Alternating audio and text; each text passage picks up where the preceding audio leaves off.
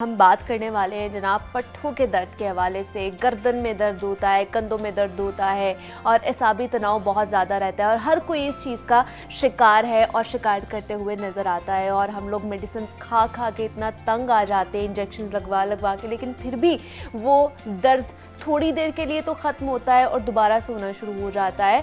तो किस तरह इसको कम किया जा सकता है, एसाबी तनाव, गर्दन के पट्ठों के दर्द को क्या क्या अलामात हो सकती हैं और ख़ास तौर पे वर्जिश के साथ और योगा के साथ किस तरह इसका हल निकाला जा सकता है, इस पर आज हम बात करने जा रहे हैं। हमारे साथ इस वक्त मौजूद हैं योगी नईम साहब हैं और इससे पहले भी जनाब हमारे साथ वो बहुत सारी टिप्स योगा की कर चुके हैं, हमें बता चुके हैं कि किस तरह हमने ख़ुद को फिट रखना है योगा के थ्रू। तो नईम साहब आपको वेलकम कहती हूँ जागो लाहौर में। कैसे हैं आप? थैंक यू बहन, अल्लाह का करम, आप ठीक हैं? मैं भी बिल्कुल ठीक ठाक। नईम साहब, गर्दन के पट्ठों में दर्द, एसाबी तनाव, टेंशन इतनी होती है, स्ट्रेस इतना होता है कि हर कोई इसका शिकार है। क्या वजह है, क्या अलामात हो सकती हैं इसकी बहन बहुत सारी वजूहात हैं, लेकिन देखने में ये आता है कि जब हम बहुत ज़्यादा चीज़ों को सवार कर लेते हैं, ठीक है, स्ट्रेस लेते हैं और गुजरे हुए कल और आने वाले कल में रहते हैं। हाँ, कल क्या हुआ था, कल क्या होगा, अच्छा, ये बहुत बड़ा मसला है। हम अपने प्रेजेंट मोमेंट को ख़त्म कर बैठते हैं और थॉटलेस पोजीशन नहीं होती दिमाग की, तो सारे का सारा स्ट्रेस फिर आपके स्ट्रेस मसल्स पे आता है। ओके, इनको कहते भी स्ट्रेस मसल्स इसलिए कि पूरा दिमाग का स्ट्रेस इन पे आता है। सही। अब वजूहात में दूसरी जो चीज़ होगी वो हमारा जो तकिया है उसका भी प्रॉब्लम होता है कि अगर हम बारीक तकिया लेते हैं या बहुत ऊंचा तकिया लेते हैं तो उससे भी प्रॉब्लम आएगा। एडजस्टेबल तकिया रहना चाहिए जो हमेशा एडजस्ट करे आपकी गर्दन को। ओके, सही है। हमेशा सॉफ्ट हो तकिया आपका, जो आपके कंधे से ये जो एरिया है ये कवर होना चाहिए। अब करवट लें तो ये आपका जो है बिल्कुल ऐसे ना हो। ओके, ज़रा सा भी उसमें करवट में अगर आपकी रीढ़ की हड्डी थोड़ी सी भी ऐसे ऐसे होती है सोए हुए और मसलसल आप लेटे रहते हैं, मसलसल गहरी नींद में सोए हुए हैं, तो फिर आपके मसल के ऊपर बाल आ जाता है। अक्सर सुबह उठते तो लोगों के गर्दन में बाल पड़ा होता है। एग्जैक्टली। अब बहन इसमें योग हमारी क्या हेल्प कर सकता है? जैसे हमने स्ट्रेस की बात की, स्ट्रेस को कम करने के लिए सबसे पहले तो आप कोशिश किया करें कि लम्हा मौजूद को आप अचीव करें। लम्हा मौजूद कैसे अचीव कर सकते हैं, लम्हा मौजूद में कैसे रह सकते हैं, उसके लिए आपको सेंसेस का एक्टिव करना ज़रूरी है। ठीक है। इंसान की सेंसेस हैं जो अगर एक्टिव हो जाएं तो इंसान लम्हे के साथ जुड़ सकता है। मिसाल के तौर पर एक सेंस है मेरी देखने की, मैं आपको देखूंगा तो मैं लम्हा मौजूद में हूँ। बिल्कुल। जब मैं चला जाऊंगा फिर देखूंगा आपको तो फिर मैं पास्ट में हूँ। हाँ। मैं आपको देख के आया था। सूंघने की सेंस, ठीक है, इंसान की सूंघने की सेंस तेज़ होगी। जहाँ पे जो चीज़ स्मेल आ रही है सूंघेगा उसको, परफ्यूम है जो भी है उससे आप प्रेजेंट हो सकते हैं। ओके। इंसान की खाने की चखने की सेंस जो है टेस्ट, हाँ, टेस्ट, हम खाना खाते हैं कहीं और होते हैं, हाँ, हम टेस्ट लेके खाना नहीं खाते, हाँ, तो हम लम्हा मौजूद से निकल जाते हैं। सही। एक सुनने की सेंस, जब हम किसी भी चीज़ को गौर से सुनते हैं तो हम प्रेजेंट मोमेंट में होते हैं। ठीक है, ठीक है। इसी तरह हमारे जिस्म के ऊपर कुछ सेंसेस हैं, कुछ चीज़ टच होती है तो हम फ़ौरन महसूस करते हैं कुछ हुआ है, कुछ हुआ है, ठंडा गरम लगा है, बगैर कुछ देखे ऐसे, हाँ, फ़ौरन पीछे देखते हैं। हाँ, तो सेंसेस का एक्टिव होना, सेंसेस को जगाने से आप प्रेजेंट मोमेंट में रह सकते हैं। अपनी सेंसेस का इस्तेमाल करें। ठीक है। अब हम कुछ ऐसी एक्सरसाइजेस करेंगे, स्ट्रेचेस, जो गर्दन के मसल्स जो तनाव में आ चुके हैं, जो गर्दन के अंदर प्रॉब्लम आ चुका है, जो आपके जो C7 C1 से C7 7 वर्टिब्राज हैं गर्दन के, और बहुत बारीक मोहरे हैं। ठीक है। अक्सर लोग इसको बहुत तेज़ी से घुमाना शुरू कर देते हैं जो कि इंतहाई गलत साबित होता है। इसका कोई फ़ायदा नहीं होता।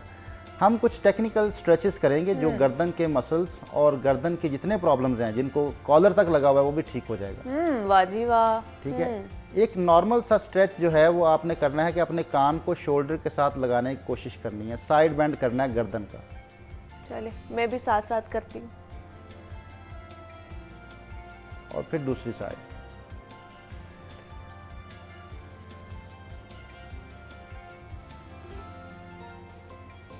पांच दफ़ा ऐसे करने के बाद फिर हम दूसरी एक्सरसाइज करते हैं। ये स्ट्रेच करें और 5 दफ़ा ये दोनों साइडों पे, ईच साइड 5 साइड, और इसको फिर यूं पकड़ लें। ठीक है। जब इसको पकड़ लेंगे फिर आप इस शोल्डर को नीचे स्ट्रेच करने की कोशिश करें, ढीला छोड़ें, फिर ज़्यादा स्ट्रेच आएगा। फिर दूसरी साइड, कान को शोल्डर के साथ जोड़ लें और दूसरे शोल्डर को नीचे की तरफ बाजू को स्ट्रेच करें। आपका तो शोल्डर के साथ जोड़ा है, मेरा नहीं जोड़ा। आहिस्ता आहिस्ता हो जाएगा बहन, ठीक है। बॉडी स्टिफ है आपकी। तो ये 5-5 दफ़ा करने के बाद फिर तीसरी जो एक्सरसाइज करेंगे उसमें ये है कि इसी तरह पकड़ लें आप। ठीक है। और ये स्ट्रेच रखें बाजू को नीचे की तरफ और नीचे देखें और फिर ऊपर देखें, फिर नीचे देखें, आहिस्ता आहिस्ता, तेज़ी नहीं। और फिर आहिस्ता आहिस्ता ऊपर की तरफ,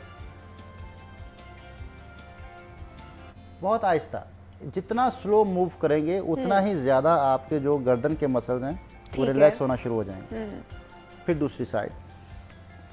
और ये है कि अगर इसको गलत तरीके से करेंगे तो उससे मसल नुकसान हो सकता है। हाँ, नुकसान आपने भी कोई जोर आजमाई नहीं करनी, कोई ज़बरदस्ती नहीं करनी, बस जितना हो सकता है हाँ। उतना करना है। आपने बिल्कुल आहिस्ता आहिस्ता नीचे देखना है, आपकी गर्दन थोड़ी सी ट्विस्ट होगी और फिर आहिस्ता से जब ऊपर देखेंगे फिर पीछे की तरफ ट्विस्ट होगी।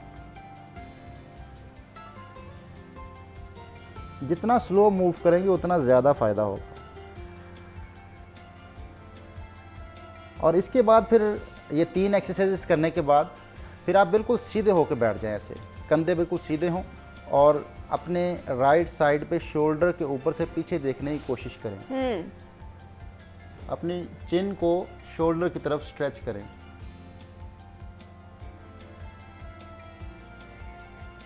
थोड़ा स्टे करें, कम से कम 2 सेकेंड्स 3 सेकेंड्स रुकें और फिर आहिस्ता आहिस्ता लेफ़्ट साइड की तरफ आ जाएं।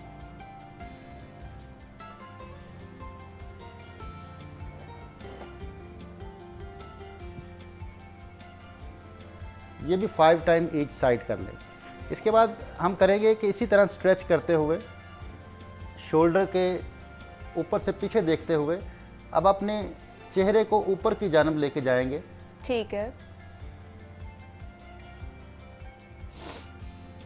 आहिस्ता आहिस्ता और फिर वापस, फिर इसी तरह।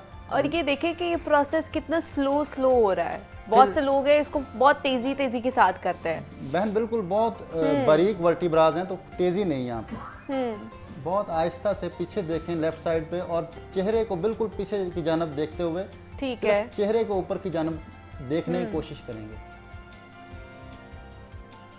और फिर वापस।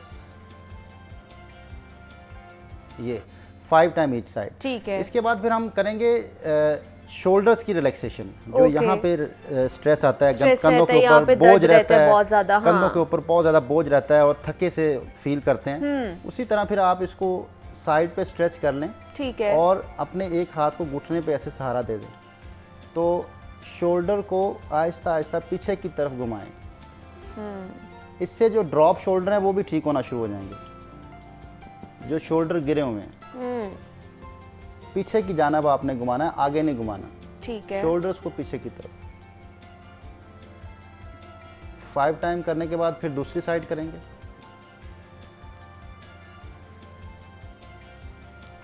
आहिस्ता आहिस्ता मूव करेंगे, बहुत आहिस्ता आहिस्ता।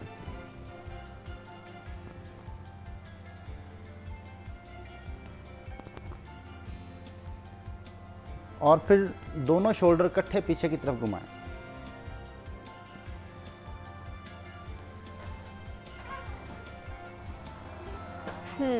और फिर शोल्डर के लिए एक बहुत अच्छा स्ट्रेच है कि आप अपने हाथ को पीछे से लेके जाएं और दूसरी साइड से पकड़ लें। ओके, ठीक है। अब दोनों हाथ जिस तरफ आगे हैं उस तरफ देखने की कोशिश करें पीछे। सही।